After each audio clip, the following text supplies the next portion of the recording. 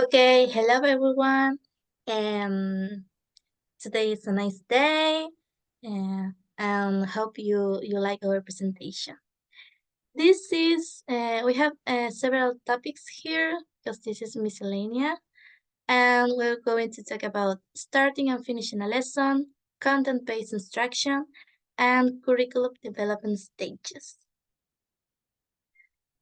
So it's like a potpourri, but all related to our practice. Okay. So starting and finishing a lesson, it is related to our lesson plan, the different stages of our lesson plan. And Celse Murcia talks about the starting and finishing a lesson, and she says some ways to begin or end a lesson. Sorry. To starting a lesson, she said that if the lesson lasts 45 minutes, well, the starting will be 3 minutes. But if the lesson is 3 hours, if lasts 3 hours, well, the beginning could be a little bit larger, let's say, with 30 minutes. So she said that you can start your lesson with a good atmosphere to get involved, prepare your students for the lesson. For example, saying, "Oh well, let's have a nice day today. Oh, let's have a nice lesson." Like enthusiastic in an enthusiastic way. Sorry. Um, she also said that you can warm the students up, like saying like an instruction, let's say, or a question. Like, talk to your mate about 3 things that you like, and you are talking about the vocabulary for the day. You introduce the vocabulary or reuse the vocabulary for the days before.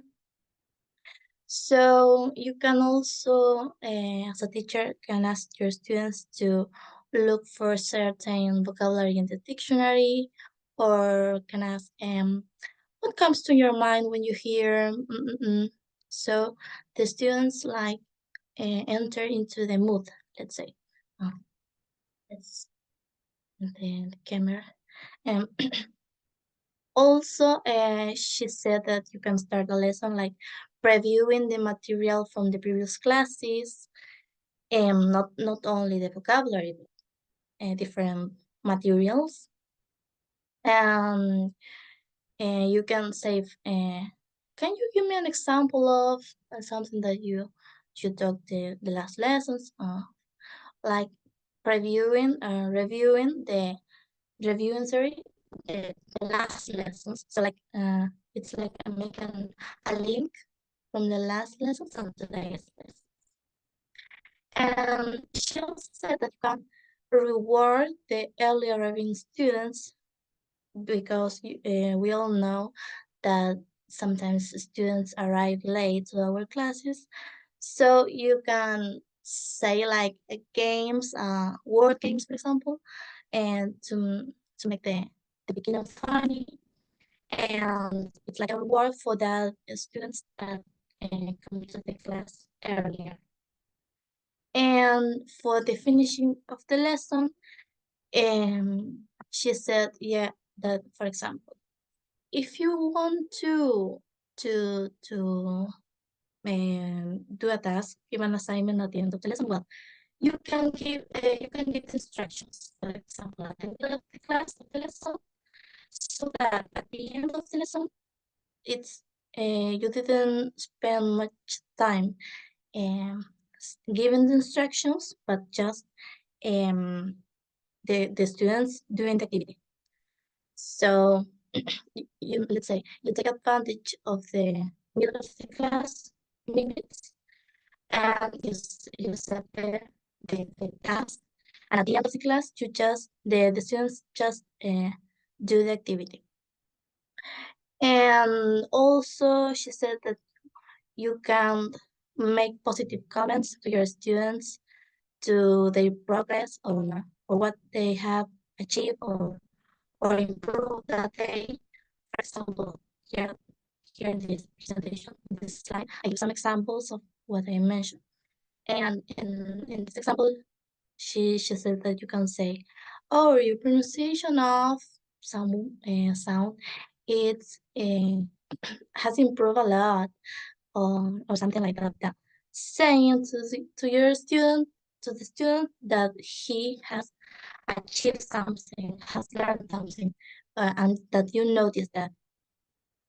And also the students itself can herself himself can say, oh, well, I learned something. I learned this topic, or I didn't get the idea of something. So the next classes you can talk about the same topic and make it all the students to know that concept, for example. She also mentions the fillers. Sometimes we plan a class, and we at the end of the class we have 5 or less minutes left. We finish with our plan, but we need to cover 5 or 10 minutes. So she mentions that you can have some specific material. For example, in Instagram, it's common to see that the teachers have like a box, has a box, with materials. And at the end of the class, the students that finish the activities earlier, for example, can do those activities. So she said that you can have such activities, but related to the topic to that day, not a random activities. So related to that, John in her article mentions this.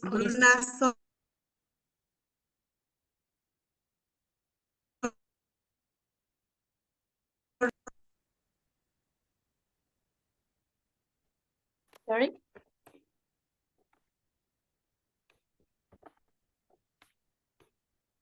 The sound is not good. Maybe you can put off your camera in order to have a better audio.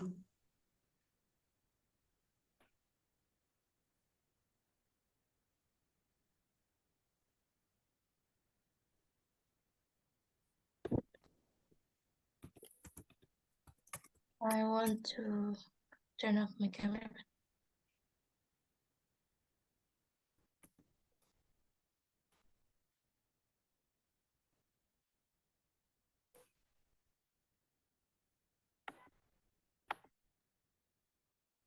Sorry. Hope you can hear me now. So Chang in her article mentioned different. Can you hear me? Yes. Okay. Different let's say activities. Sorry. And she differentiate these the terms like icebreakers, fillers, warmers, and she wants to highlight that they are not the same, and they are not in the same moment of a class, of a lesson. For example, if you say icebreakers, well, is commonly seen at the beginning of a year, a student year. Icebreaker, well, when students didn't know each other. So these activities, these funny or moving activities, are related to that period of the year, for example. And warmers it's not the same as fillers, because as we mentioned, fillers, it is commonly seen at the end of the lesson, or when you want to like link different moments of your lesson. But warmers, as the word says, and it's more related to when you want to your students to move. Maybe your an activity was when your students need to sit down and read or something like that, where so you can change that situation to the next step by making an activity with movement, let's say. So here we have the different terms that Chang said, and she also mentions different activities, but as I said, she wants to highlight that they are not all warmers or fillers. They classify all of them like activities to recycle language, or to revise previous lessons, or as language practice or leadings, but to have to be focused that they are not all warmers, not they are not all fillers, but to pay attention to that terms. So that's what she said, that it is a wrong idea to call all of them warmers or fillers. And I want to talk about uh, an actual quote from Chung, which says, "Could we select activities and tasks that are fun but also useful to the learners and the learning process? Or are we simply seeking to while away the time before that school bell rings?" So, as I mentioned, and she mentions, uh, she said that we want to pay attention to that activities to have a specific purpose, let's say, not just an activity to fulfill those 5 or 10 minutes later. No, but to have a plan. For example, you can add in your plan if time allows, or something like that, and to have previously thinking previously think about that. And here I wrote some links which to the Chung's article and to Scrivener's book, which both of them shares some examples, as I like to post it here, sorry, like brainstorming things, Hangman Pictionary. So in this links you can see another examples and ideas to your next classes. But as I said, to be conscious that what are these activities? Are warmers, are fillers, are leadings, are brainstorm icebreakers. And Richard and Farrell talk about the starting and finishing a lesson, but with other terms like opening and closing. And sequencing is like in the middle, like the most important part of the lesson, uh, the lesson plan. So they say that in the opening or in the opening, you can, for example, review. Sorry, you can reviews, as I said in the previous slide, you can review the concepts from the last classes, and they say previous thinking, no, previous learning, and previous learning. These authors talk about the schemata, like the schemata is the previous knowledge that the students had. So you start with that, with what they already know, and then start the lesson. And um, they suggest that you can, for example, write on the board like a list of what they or we are going to do that day, as a type of agenda, let's say. So we are going to talk about this topic and this topic, or we are going to do this activity, and at the end of the class, uh, you can, let's say, like a checklist. You can put a tick or a cross, or also the students can see by themselves if they achieve all the activities, if they can do all of the activities. And as you see all the of that activities that day lesson, you can also talk about the next class. Like you can or review the topics, for example the vocabulary or the topics activities for that day, and also preview the next lesson class. And they say that it could be like funny, I don't know if the word, but engage for the next class, enthusiastic, let's say, for the next class. Oh, we're going to talk about next class.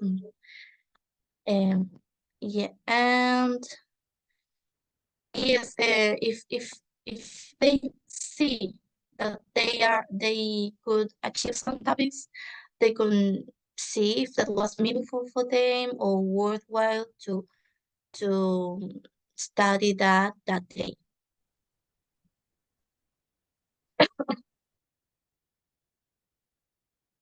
Okay. Well, hello everybody, and as Bruna was commenting, we found really interesting investigating about starting and finishing lessons, and with Agustina and Bruna, we were discussing that at least for us, the most difficult part was thinking about finishing the lesson. And we were discussing about using exit tickets, that is being like on fashion, using that, and it's a very useful activity. You can use a real exit ticket, and then you can propose to students different things, and it can just you can just tell students to write words they remember from the lesson, or to say how they felt during the lesson. But you can also ask them what was the most difficult part, or what they couldn't do, or what they need to go deeper. And this could be material that we as teachers can use to replan or to think about next or following lessons. Well, and as starting and finishing lessons is very important, now we are going to talk about content-based instruction that is also connected to thematic units. That is something that we are dealing with currently. So for these authors, Brinton, Snow, and Wesh, in the content-based instruction is the integration of content with language teaching aims. So that means that the students learn a second language while acquiring knowledge about specific content areas. This approach focus on content, so students acquire the language naturally. The content of the lesson could be anything. So the lesson could be about science, it could be about history, it could be about biology, or it could be about something that the students are interested in. For example, they can talk about pop groups, or they can talk about the life of a star. So if the topic is interesting for a student, it's better because it's going to be engaging. Well, the next slide. And here we are going to talk about some assumptions involved in content-based instruction. So the first one, it says that the use of the target language for classroom instruction is efficient to improve the students' proficiency level. So the meaningful use of the target language in content instruction creates a good, a rich environment for language learning. So this lead for the students to improve their language skills. Number 2 says that it puts the focus on content, topics, and themes, trying to take into account the students' interests and needs. So this approach emphasizes in the importance of choosing content that is relevant and interesting for the students. So when lessons are centered about topics that the students like, they are more engaged and more motivated to participate and use the target language. Assumption number 3 says that the students develop their linguistic competence and general education at the same time. So as I mentioned before, and they need to learn about that content in the target language, so they acquire both things at the same time, knowledge and language skills. Number 4, it aims to connect new information with the student's previous learning experience. So content-based instruction emphasizes in the importance of connecting new content with what the students already know. So learners construct new knowledge by linking it to their existing understanding and experiences. Then this approach relies on intralingual, experiential, and implicit teaching and learning techniques. So intralingual, because language 2 is used as a reference language. Learners are immersed in the target language and there's no translation, or at least what is preferred that they don't use L1. Experiential, because it gives the students opportunities to use the language for a purpose, to focus on the message rather than to focus on forms and on grammar. Implicit, because it's unconscious. So there's an exposure to language use in a natural way. So then students can develop communicative skills and critical thinking skills. Well, the next slide. Well, there are many ways to plan a lesson, a content-based lesson. But the most important thing is that the focus of the lesson is on the content. So teachers have to choose a topic, and it is better, as I mentioned before, if students like or are interested in this topic, to make it more engaging and hazing. And most researchers in the educational field agree on the benefits that this approach is highly beneficial for the students because content is a source for the students to learn language, and language is a medium to learn content. So, and as I said before, there are many ways to plan a lesson, but what is like very common is that teachers select material for the students to use or to study that content, and sometimes, or most of the times, they group students, so they work in groups, and that is this leads for students to work collaboratively and to foster critical thinking. Well, next slide. Well, here it says a bit of history, connections to the content-based instruction movement. So the concept of content-based instruction is not new, because there are many movements and many authors that in a way or the other have taken some concepts of content-based. For example, the communicative approach, because the communicative approach uses motivating topics and activities. There's an intention of authentic communication and real life topics. It's student-centered, and it fosters language skills and critical thinking. Then the natural approach, because the focus is on communication and is in a subconscious way, so language is not presented explicitly, right? So they learn the language through content, and there's meaningful input.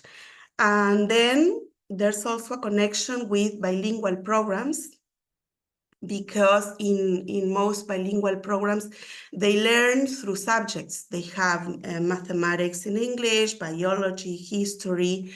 So they learn language, but it is a strong focus on content.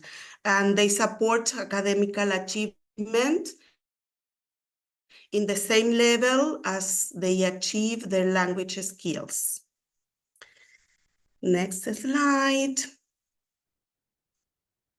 Well, and now I'm going to mention some advantages and some, let's call it, problems about this approach. So the advantages is that it makes learning more motivating and engaging, especially if students are interested in the subject matter. It makes students more independent and confident, as they have to learn and to study and to investigate over certain topics. And the group work suggested in most content-based lessons help students to develop collaborative skills and critical thinking. And then the problems, and then we put a question mark there because they are mentioned for some authors as problems, but maybe they are not that serious and they can be solved in a way or the other. So one of the most important problems is that some students may feel confused. They feel that they are not progressive in the learning of the language, because language is not presented explicitly. They are not grammar-based lessons. So maybe some students may feel that they are not advancing. Then the overuse of a student's native language, especially in monolingual lessons. So at times, some students may tend to overuse L1 when discussing about certain topics. And then a third problem that some authors mention is that it could be difficult for the teacher to find sources and texts for lower grades. But we were discussing with the girls that this is a problem that maybe can be solved by adapting the materials or to let students to investigate before the lesson, or they can read at home. Maybe they can investigate in L1 certain things if they are very difficult. Well, then now Agustina is going to refer to curriculum stages. Well, it's true, as Bruna said at the beginning, that the beginning of the class and the end of the class are very important, and the content, as Claudia said, is very, very important, and we have to take that all into account. But there is a way of organizing all of this and how to make all of this happen and go for a goal, not only, as Bruna said, not do an activity, a filler or something just to kill time, but to make it meaningful. And that's where curriculum appears, let's say. But first, what is a curriculum? Some authors may differ on what it is, but it is normally said that it is a set of goals that provides opportunities for engaging students with different kinds of information and learning techniques as well. And another idea that many authors propose is that it is an accumulation of knowledge learning experience in different learning environments with different cognitive content and instructional plans and technology and concepts It is basically a lot of things together, organized in an efficient way. And when we talked about curriculum, there are three things that are the most important, and it is how it is normally organized. Then we have different models that we are going to be talking about in a second, but there are three things that are the most important things. First is the curriculum design. When we talk about curriculum design, is the specific order of a curriculum, how to start, how to end, what is going to happen in the middle, how we are going to implement some things. And that's when it comes the second stage, let's say, or the second part, which is curriculum implementation. It is basically the authentic use of a curriculum, the first time we implement it, how we put it into practice, to say it very, very clear, is putting all of the things that we organize into practice. And then finally, somehow we have to end, I'm going to say end because we are going to talk about this ending idea of curriculum evaluation. All that planning, implementation, information gathering, and evaluation is going to be reevaluated. And when we talk about evaluation itself, we talk about where the goals and the results are similar between the real thing goals. The results are the same. Were we able to get to that result that we wanted? Maybe you had changed some things, but in general, we focus a lot when we talk about evaluation, about the results and the principles or main goals, let's say. But in order to organize these curriculums, we have different models. Why is a model important? Well, they are like guidelines, they guide planners, mentors, administrations, everyone who is part of organizing a model or a curriculum. Sorry.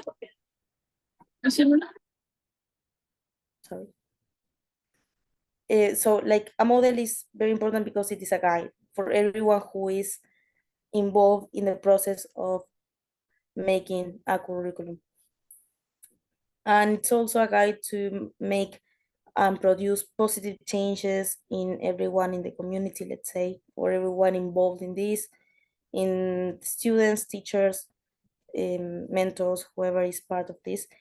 The idea is to make positive changes, and it's also a way of making sure that the curriculum is purposeful, planned, and progressive as well.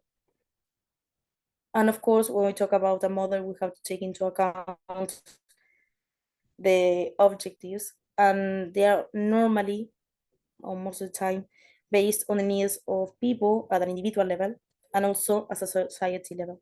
Okay, when we talk about these people in this context, what do they need? What are the needs of the society that we live on? And today we are going to be talking about three models in particular. The first one is Ralph Tyler, the 4 principles of curriculum rationally. Then we are going to be talking about Hilda Tava, grassroots approach, and the last one is Wheeler's model. But let's start with Ralph Tyler. Perfect. The 4 principles of curriculum rationally. Well, there are some characteristics of Ralph Tyler model.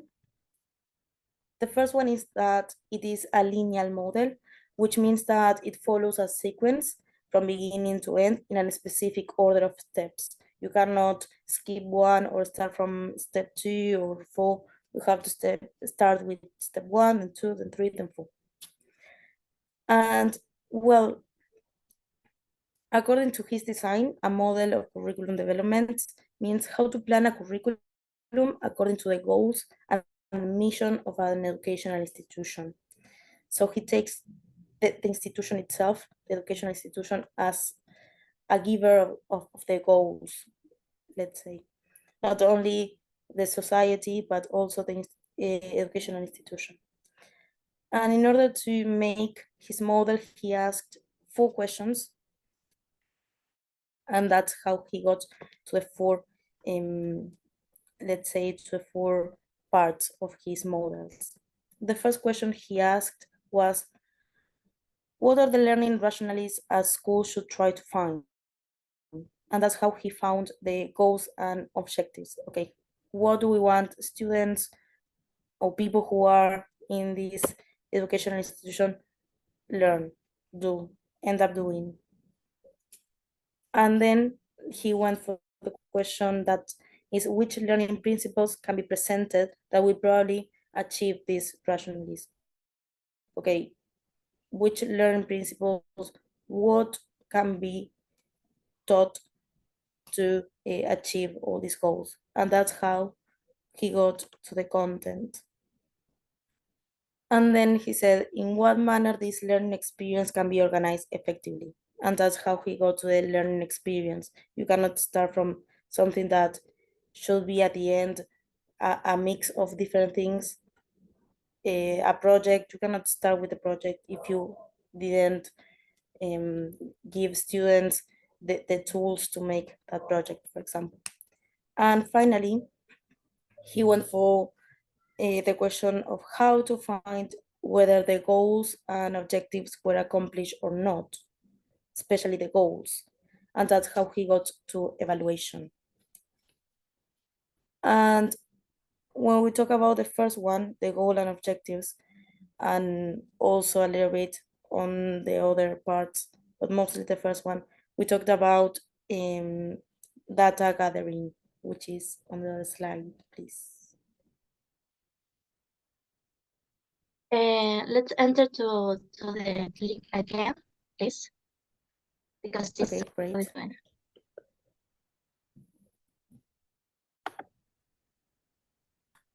Maybe I should.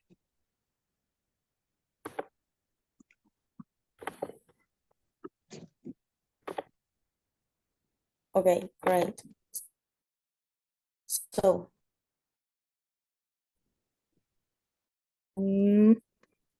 data gathering. On next slide, please.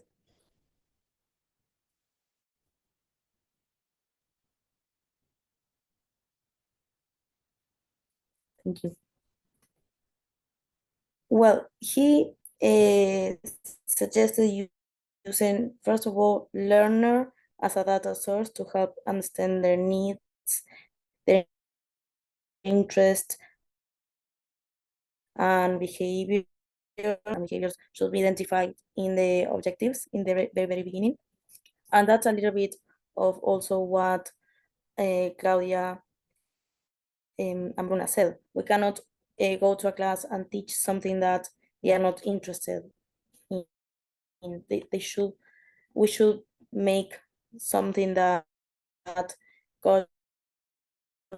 catches their attention, saying, oh, this is useful for my life or my everyday life or my future or whatever. But we have to use the learning as a source of data, not only as something that we are going to give a lot of knowledge to. That's not really the only way that we can use learners. But he also proposes 4 steps when it comes to, and the first one is identification of the objectives, which is a little bit related to the learners, to the learner as a data source. Okay, what do we want them to do? What do we want them to experience and to live and to learn? And then we have in the step 2, selection of a learning experience. And here it comes learning experience and also interaction between learning and external conditions, because that can influence the goals of education, because we want them to have a positive attitude in the future, or maybe depending on the conditions that they have, we want them to have more problem solving skills. So we have from all these needs and things that we have at the beginning, okay, what do we want them to be able to do? And then in the step number 3, we have organization of learning experience. Okay, the ideas and concepts here should be linked within subjects. When we talk about a curriculum in general with all the different subjects as math, history, blah, blah, blah. In that case, we have to be able to link them. And also as teaching English, we should be able to work with other teachers as well, because it's not like, okay, English is only English and we are not connected with other things. We should be able to connect the same topic or the same ideas or the same concepts with other subjects as well. And then number 4, in the final step, is evaluation. It's basically checking the effectiveness of our model and our plan and curriculum that we used. And then after he proposed all these model, Hilda Taba came with a rebuilding of his approach. And in her case, she called it grassroots approach. It has some similarities, but there are also many differences. Some characteristics of her approach is that it emphasis on the role of the teacher in developing a curriculum. In the other case, many other people were part of developing a curriculum. In this case, Hilda Taba says that teachers should be the ones that are developing most part of the curriculum, because we are mostly in contact with students and the relationship that we build is different. So she says that the role of a teacher should be highlighted, let's say. And also she starts from bottom to top. In the other case, Taylor started from top to bottom. In this case, she starts from bottom to top. I'm going to be talking about that in a second. And also she uses the behavioral approach to build a curriculum according to the aims. Instead of 4 steps, she went for 7 steps. She went a little bit further on that. And first, and that's how we talk about starting from bottom to top. She starts with a diagnosis of needs. So first, learners, before designing the curriculum, it's not that we can say, okay, this is what I want my students to be able to do, but also what do they need? Make a list of all the things that they may need. And then we go for part 2 with formulation of objectives. This is all the things they need. This is all the things that they may use. Okay, after doing all of that, those goals are required to be accomplished by the teacher. So what things, from all the things that they need, what things can I do as a teacher? Because maybe they need some skills that I cannot provide them, or maybe there are some skills that I can start in making sure that they do it, some concepts or some information that they may need to have, but maybe they are not able to understand it yet. Okay, what things can I do from all the things that they need? Which things are accomplishable, let's say. And then in part 3, we have selection of content. Okay, the content and objectives should not only correspond to one another, but also be valid and significant. This is very similar to what Claudia said a little bit earlier. The content is not only, okay, this is important for you to know it. No, it also should be valid and significant and make sense to them, because maybe it makes sense to us, but not to them, especially when we talk about younger learners. And also to make sure that it is interesting for them, because if they are not interested in what we are teaching, it's not going to be significant for them. They are not going to remember, they're not going to care about it. And then after selecting the content that we know that is corresponding to one another and also valid and significant, we go for organization of the content. And this is where it is mostly connected, because it is according to the interests of the children, and the content should be categorized by considering the maturity, the understanding, the interest of the learners. And basically, okay, from all the things I selected that I think are important, okay, now which things are going to be interested for them. And then after I know the content, I should go for number 5, selection of learning experiences. And here we talk about the methodology or the methods of instructions that should be selected to engage the learners with the content. Okay, in number 4, I have the content. And now in 5, how I'm going to teach them, how, which method or which methodology I'm going to be using. And then in 6, organization of the learning activities, not the learning experiences, but the activities. Besides the content, sequence, and organization, learning activities should also be categorized so that the learners can link activities with the contents as well as remember what they learn. Okay, we are making, for example, a hangman. Okay, but why? What's the purpose of that?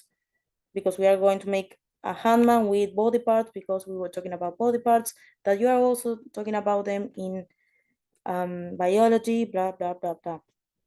We have to make, not explicit, but maybe be able to give the importance or give them the connection and link the different activities and contents. And finally, for her, the last step or the last part is evaluation. Here, the curriculum planners also need to determine the accomplishment of the objectives.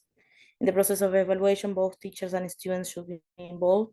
She presents this idea of also giving,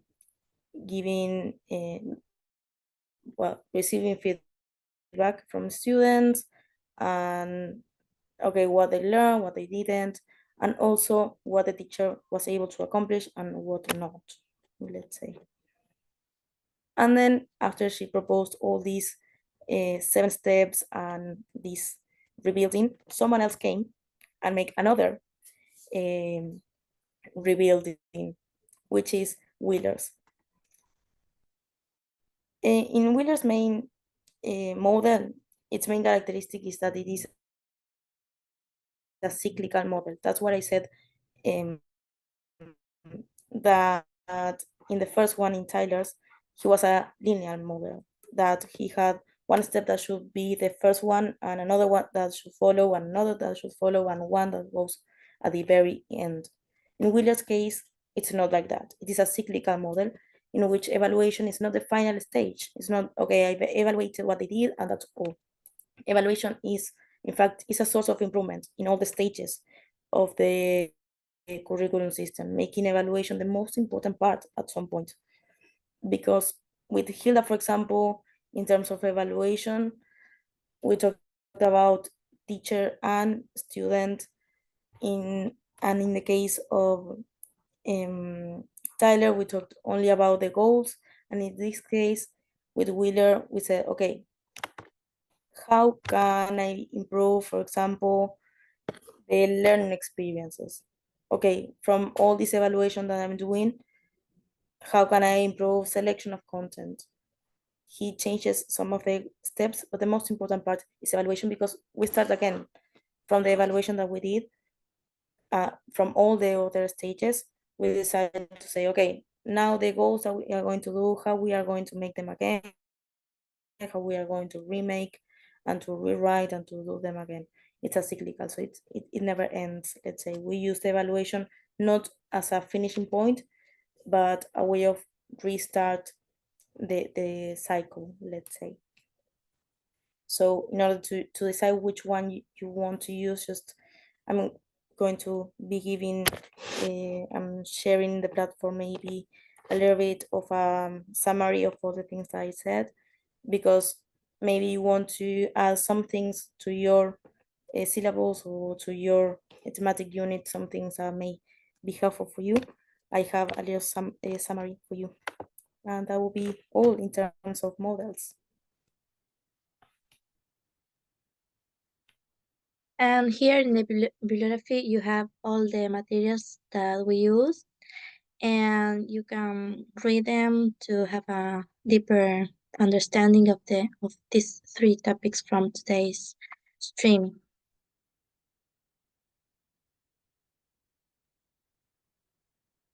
You don't have any question?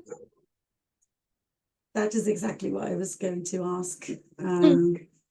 For the rest of the people, impression, questions. Mainly, I would like you to,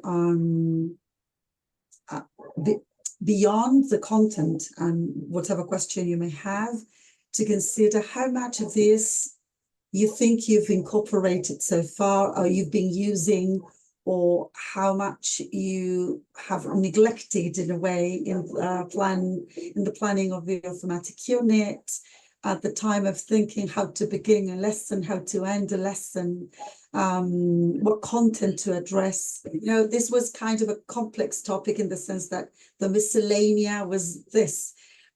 We can just find these three topics as separate ones, but as everything is connected in a way, we can find threads and we can find connections. The most important beyond the content itself is how much you can profit from this, and you can reflect on your own teaching practice so far, considering these theoretical perspectives or these concepts.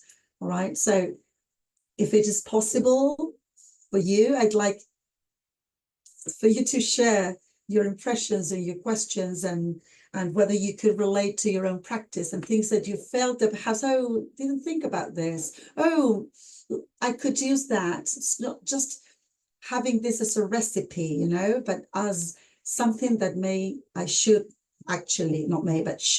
really have an impact on the way you see your own practice and your own teaching improvement.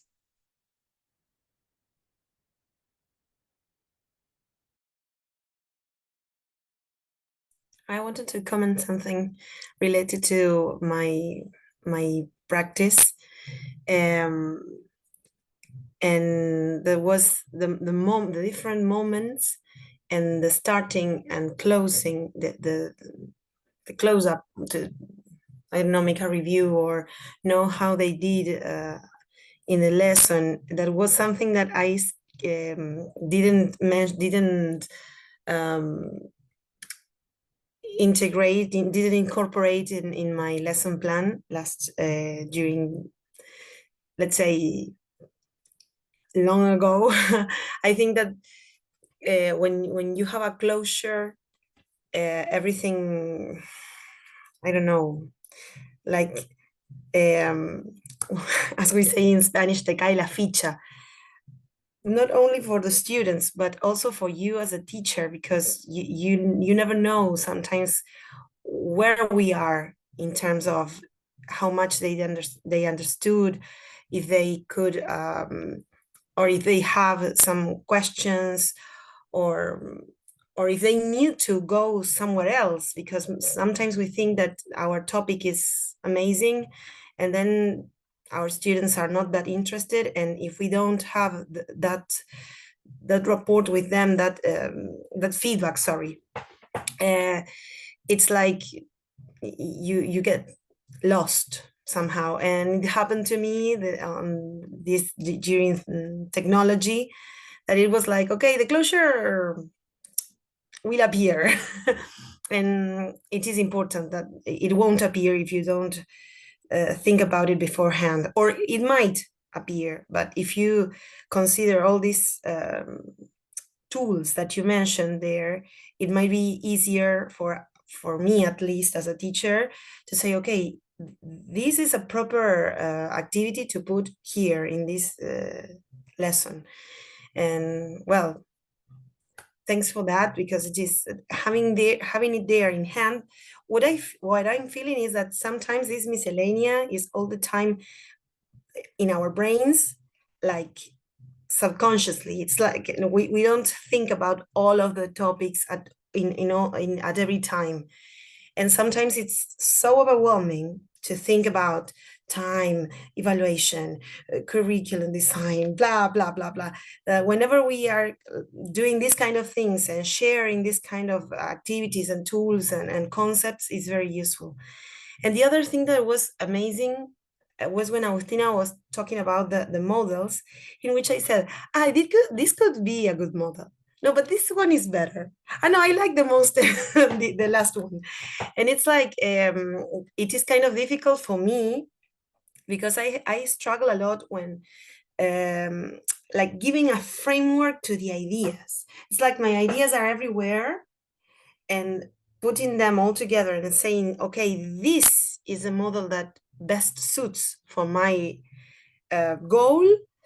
It's something that it is a hard task, at least for me, and knowing that many other people have thought about that, and have written about it. It's helpful. So thank you for that. And I was pleased, I would like to read that summary that you said that you have it there to upload, because it would be great. To be honest, it would be wonderful to read all the text, but I know I won't do it. And having that summary will be helpful for me. Yes, I made a summary of maybe a page and a half with some examples as well. So I will be sharing that in the platform. Maybe in some minutes I will be sharing it. Now, so a couple of hours ago, Claudia, no, it wasn't, that was yesterday, but I answered it like some hours ago. She asked me what the difference between syllabus and curriculum was, because in a way we may feel that we have a syllabus to teach, right? So next year you will be in charge of a group and a whole course, and the course will be connected to a certain syllabus. So this curriculum design question, I guess, emerged from, okay, where do we put this? Like, where do we put the curriculum design within a course and a syllabus? So Claudia, or any of the girls, would you like to tell why you needed to have this clarification, and how much this, because these three models they presented in a way may be also connected to what we addressed quite a lot of, let's say, several months ago, about central, backwards, and forward design. Like, what is my starting point at the time of designing, and then how I move on towards the other parts. As you can see here, we share the concept of evaluation, the need for setting the goals and the objectives, the learning experience. Let's say that the staging of the parts somehow are the same. The difference may be how we sequence those different parts based on certain principles, right? So maybe what you would like to make this connection, or what you reflected upon after finding the differences or the connections between curriculum and syllabus. Clau? Yes, we have to ask Beatriz, because we were reading not only the material Beatriz suggested asked for this topic, but we were reading some other articles, and then some authors, like it was like they confuse or they use one term and the other to name the same thing, and then we were confused about curriculum and syllabus, and then it was why I asked Beatriz. And for example, we read Noonan, and for Noonan, curriculum is like something that the authorities think, and the syllabus is something more specific, is something that we have to teach when teaching our subjects. Is something like that, Beatriz? Yes. Sure. Yeah, it will depend. I was mentioning that we may have, let's say in Spanish, we talk about el plan, then la currícula or la malla curricular, and within that curriculum, we also think in terms of one specific course, one specific subject, and the content we are to address.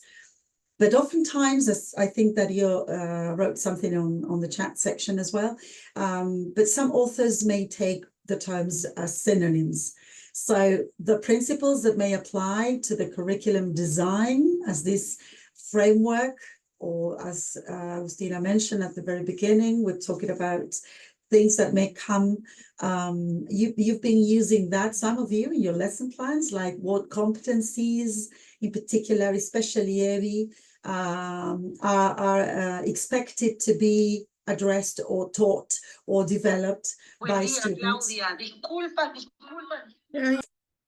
Oh, you're playing my audio, the one I sent to you about the differences. Yes. And I said, who else is saying disculpas, disculpas? And it was me. It was me. I wanted to remember what you Right.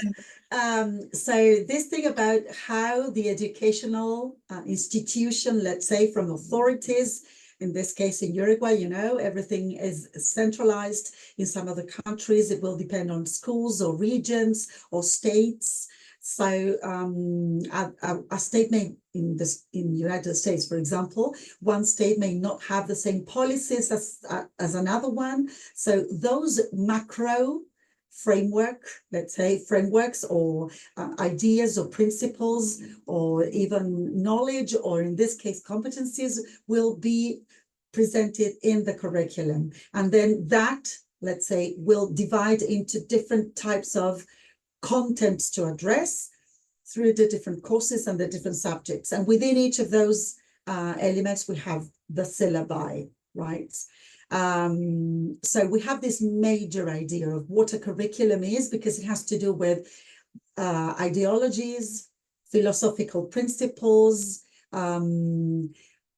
roles that are being somehow defined for teachers and for students and for schools as well, and then how that somehow is presented specifically through each of those syllabi we have in the different courses. But then the principles that may apply for curriculum design can also apply for syllabus design and for unit design. The fact that you may have started by thinking of your students' needs, but within a certain thematic unit that is presented in the syllabus, and how you organized it based on whatever you decided. So in a way, you have here like 3 different suggestions, like 3 different models, besides the central, backward and forward designs that may also provide like food for thought, but also input for you, like information for you at the time of deciding. All right. Let me, I haven't read. Federico has to go. Okay. Don't you have a micro, Dario, today? You can't speak?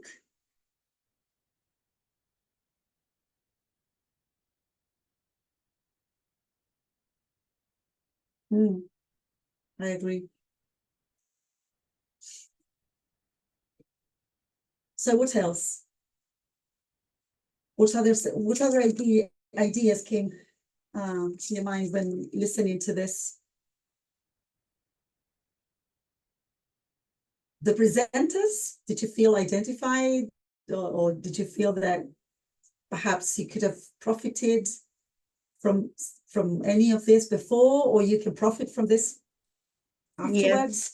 Yes, as I said before, and I think Agustina and Bruna share this, I think we will profit from this, and we were discussing that especially starting and finishing a lesson, not started, but finishing, at least for me, is like the most difficult part, just to give to an end, but to a new beginning, then the following lesson, right? To connect what they have learned.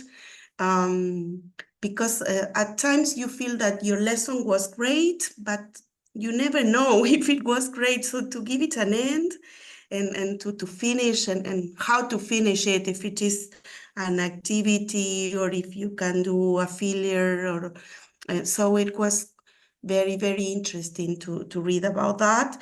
And when preparing content-based instruction, well, I find a lot of things that had to do with thematic units, because this is what we are doing right now. We are teaching through content, maybe not subject specifically, but then we are teaching through topics, through themes, and how important it is to respect what is in the syllabus, but also to, I don't know, how to combine it with the students' interest, because maybe for us or for the authorities, the topics could be great, but not for the students.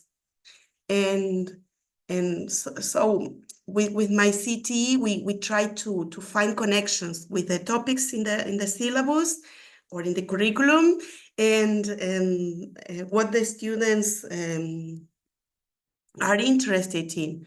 For example, when for example we work with work, that is the thematic unit I am delivering. So we ask the students what specific themes or topics they would like to do, and as we work with adults, they immediately said that they like to work with job interviews and with adverts to understand certain things. So for me, it was great. And I find lots of connections in this miscellanea with the thematic units we are delivering right now.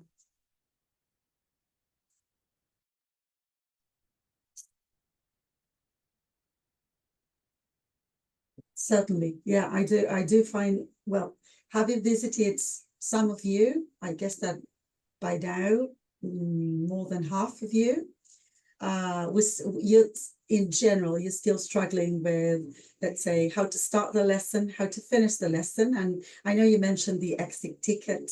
I know Martin also brought the idea of the entrance ticket as another idea to start a lesson.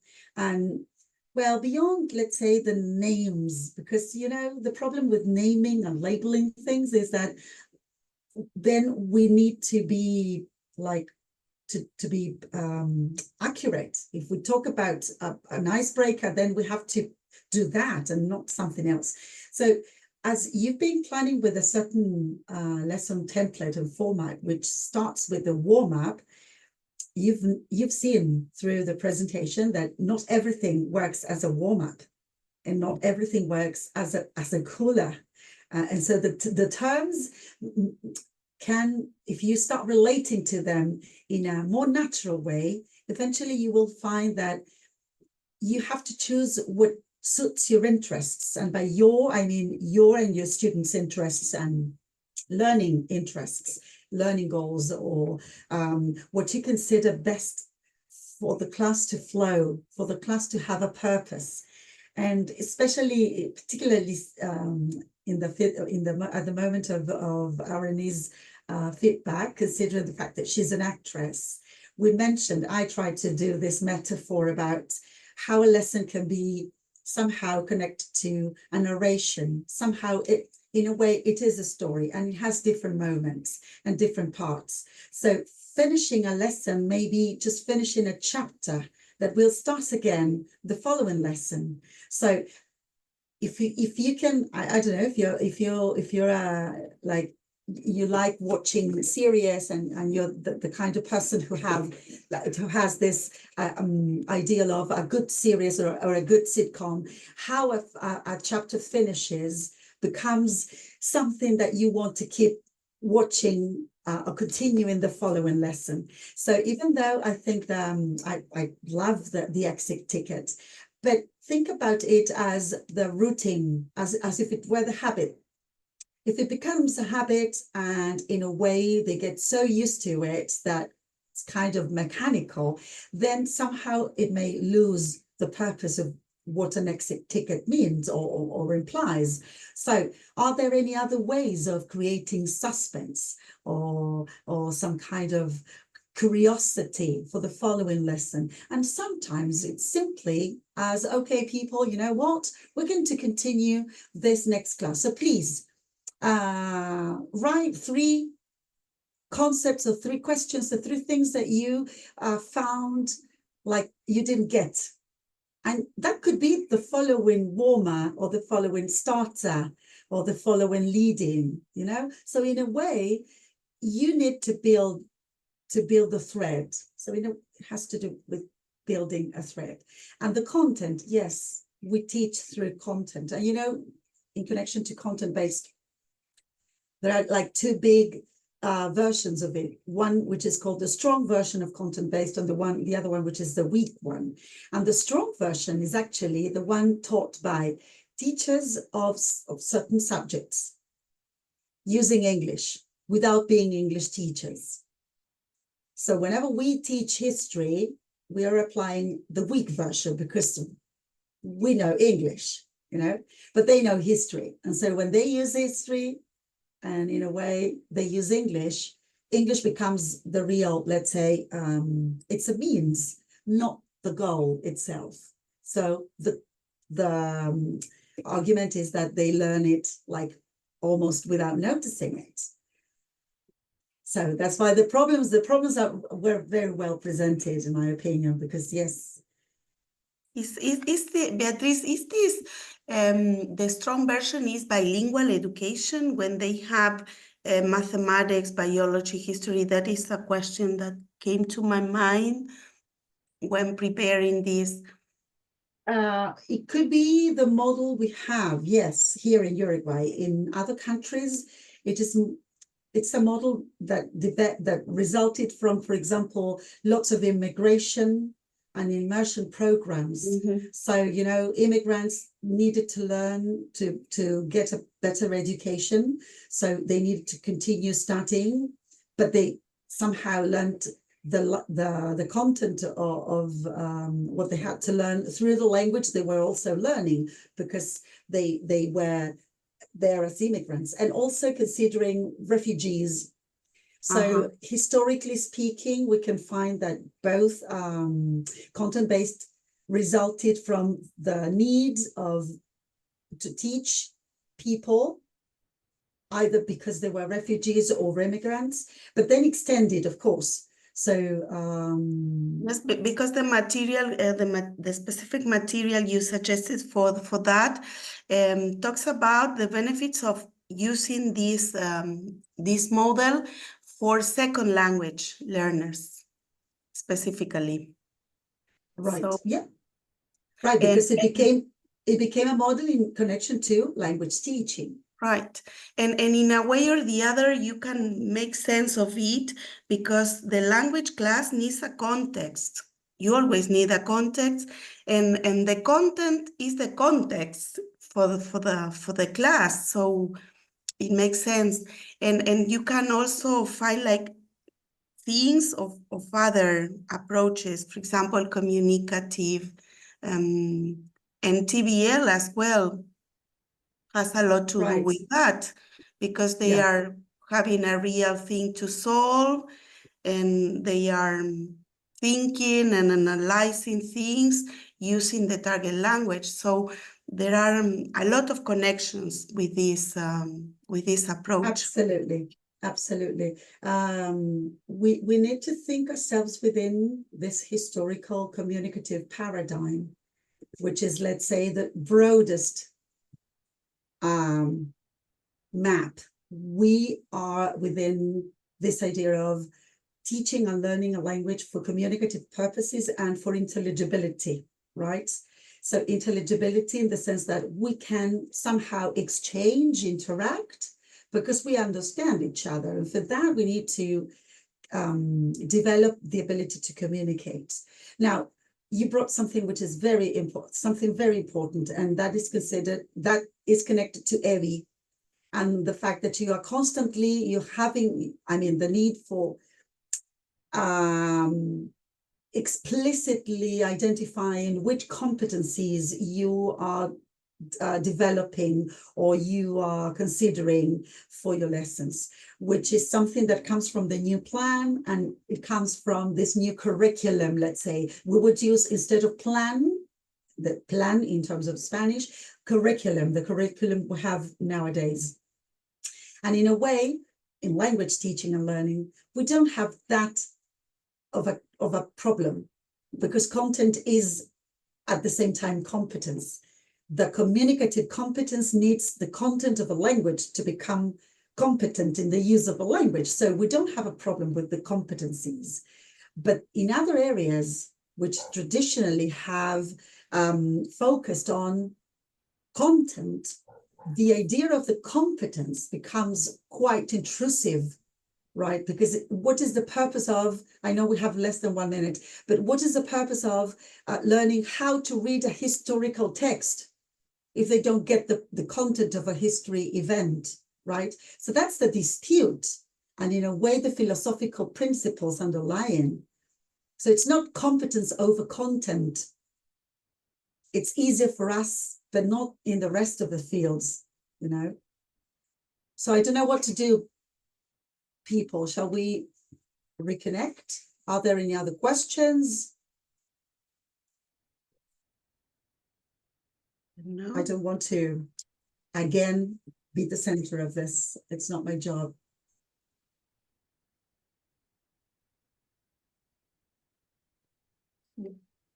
If there are no questions, maybe they can comment on the platform.